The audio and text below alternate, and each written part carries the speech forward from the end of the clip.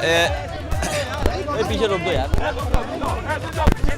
आज सदन से वॉकआउट इसलिए किया है, समाजवादी पार्टी और जितने भी विपक्षी दल हैं इस बात की मांग करते रहे कि सदन का समय बढ़ाया जाए।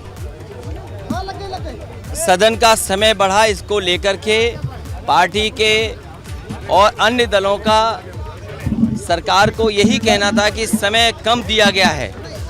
बहुत सारे मुद्दे हैं जो जनता से जुड़े हुए मुद्दे हैं, उन पर बहस और सरकार का जो जवाब आना चाहिए था वो जवाब संतुष्ट नहीं करता है। आज पूरे उत्तर प्रदेश में कुछ जिलों में सूखा है, कुछ जिलों में बाढ़ आ गई है और कल ही इतना पानी बरसा है कि मुख्यमंत्री जी खुद कार्यक्रम में शामिल नहीं हो पाए। तो लगातार उत्तर प्रदेश के किसान, उनका नुकसान हुआ है, उनकी फसल का नुकसान हुआ है, जिसमें सूखा की वजह से और बाढ़ की वजह से बड़े पैमाने पर नुकसान हुआ है। वहीं लंपी वायरस से भी बहुत बड़े पैमाने पर जो जानवर हैं उनकी जान गई है और अभी भी बीमार हैं। किसानों के गन्ने का भुगतान नहीं हुआ है। कई जिलों से खबर आ रही है खाद और किसी तरह का इंतजाम सरकार नहीं कर पाई है। बेरोजगारी को लेकर भी लगातार नौजवान इस उम्मीद में थे कि डबल इंजन की सरकार दोबारा सरकार बन जाने के बाद उन्हें नौकरी और रोजगार मिल जाएंगे, उनका भविष्य बेहतर होगा। इधर इलाहाबाद में पिछले 800 दिन से लगातार छात्र धरने पर बैठे हैं, कोई उनको पूछने वाला नहीं है। और उसके जवाब में सरकार का फैसला ये रहा, यूनिवर्सिटी का फैसला ये रहा कि उनकी 500 गुना फीस बढ़ा दी। आमदनी खत्म हो गई, लोगों की आय हो नहीं पा रही है, नौकरी रोजगार है नहीं। आखिरकार गरीब बच्चे इतनी फीस, हॉस्टल की फीस, पढ़ाई के लिए कैसे फीस दे पाएंगे? और जब आत्मदाह कर रहे हैं तो उनको धमकी मिल रही है सरकार से। जहां महंगाई के लिए कोई सरकार ठोस कदम नहीं उठा पाई कि महंगाई कैसे कम होगी। अग्निवीर की भर्ती हुई, 1,13,000 लोगों ने फॉर्म भरे हैं, कई जगह और भी भर्ती हो रही है, लेकिन सरकार ये नहीं बता रही है कि आखिरकार कितने लोगों को पक्की रोजगार या नौकरी मिल जाएगी अग्निवीर के माध्यम से। इसलिए सरकार के खिलाफ समाजवादी पार्टी सदन को वॉकआउट कर करके आई है। कम से कम सरकार ये स्पष्ट करे कि महिलाओं की सुरक्षा कैसे होगी, क्योंकि जो एनसीआरबी का आंकड़ा कहता है, महिला आयोग का जो आंकड़े कहते हैं, वो सबसे खराब अगर कानून व्यवस्था और सबसे ज़्यादा महिलाओं के ऊपर उत्पीड़न अन्याय कहीं हो रहा है तो उत्तर प्रदेश में। कोई कल्पना कर सकता है कि लखीमपुर जैसी घटना हो? हाथरस में पहले ही हो चुका है। मुरादाबाद का देख लीजिए किस तरीके से एक बेटी को सड़क पर भागना पड़ा और पूरी तरीके से कानून व्यवस्था ध्वस्त हो चुकी है और पॉलिटिकल लोगों पर झूठे मुकदमे लगाए जा रहे हैं। देखिए, आदरणीय आजम खान साहब के लिए राजभवन गए, जो सदन में मुद्दे उठने चाहिए, उस सदन में जो जवाब सरकार का आना चाहिए वो सरकार का जवाब नहीं आ पा रहा। आप बताइए, महंगाई पर ठोस कदम क्या उठाया सरकार ने? रोजगार और नौकरी देने के लिए क्या ठोस कदम उठाए हैं? कानून व्यवस्था बेहतर हो जाए उसके लिए क्या ठोस कदम उठाए हैं?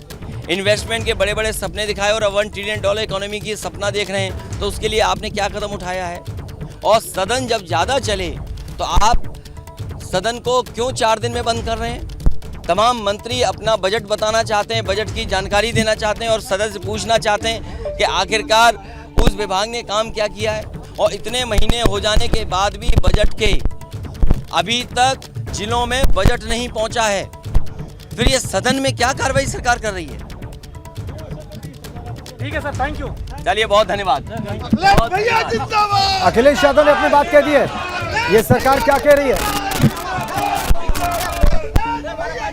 सरकार पर कुछ न करने का आरोप लगाया है अभी प्रेस से बातचीत में। किस तरह से जी आज वजह बताई अखिलेश यादव ने। जरूर शैलेश, हमने पूरी बात अखिलेश यादव की सुनी, आरोप लगाए जरूर जरूर जरूर, और सारी बात हमने अखिलेश यादव की सुनी, हमारे दर्शकों ने देखी शैलेश। और उसमें वो कह रहे हैं कि राजभवन गए वो मोहम्मद आजम खां के मुद्दे को लेकर, सदन में जैसे सरकार का जवाब आना चाहिए था वैसे नहीं आया है। सदन में सरकार को जिस प्रकार से जवाब देना चाहिए वो नहीं आया।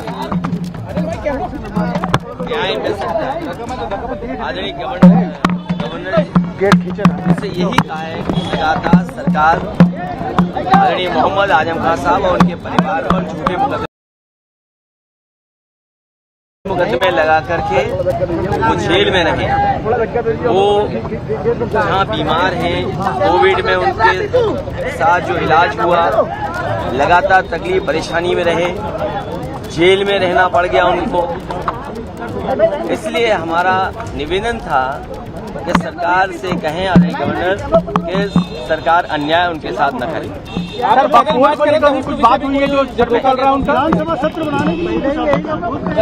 सत्र बढ़ाने का तो सरकार से कहते हैं जब हमारी मीटिंग स्पीकर से होती है। सर, बकवास को लेकर भी कुछ बात हुई जो लगातार सर्वे हो रहा है इनका। सर्वे के खिलाफ समाजवादी पार्टी है। TFI के खिलाफ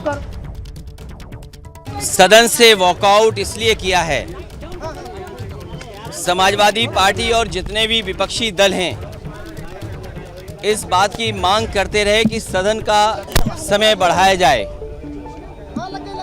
सदन का समय बढ़ा, इसको लेकर के पार्टी के और अन्य दलों का सरकार को यही कहना था कि समय कम दिया गया है। बहुत सारे मुद्दे हैं जो जनता से जुड़े हुए मुद्दे हैं, उन पर बहस और सरकार का जो जवाब आना चाहिए था वो जवाब संतुष्ट नहीं करता है। आज पूरे उत्तर प्रदेश में कुछ जिलों में सूखा है, कुछ जिलों में बाढ़ आ गई है और कल ही इतना पानी बरसा है कि मुख्यमंत्री जी खुद कार्यक्रम में शामिल नहीं हो पाए। तो लगातार उत्तर प्रदेश के किसान, उनका नुकसान हुआ है, उनकी फसल का नुकसान हुआ है, जिसमें सूखा की वजह से और बाढ़ की वजह से बड़े पैमाने पर नुकसान हुआ है। वहीं लंपी वायरस से भी बहुत बड़े पैमाने पर जो जानवर हैं उनकी जान गई है और अभी भी बीमार हैं। किसानों के गन्ने का भुगतान नहीं हुआ है। कई जिलों से खबर आ रही है खाद और किसी तरह का इंतजाम सरकार नहीं कर पाई है। अखिलेश यादव का बयान आपने देखा।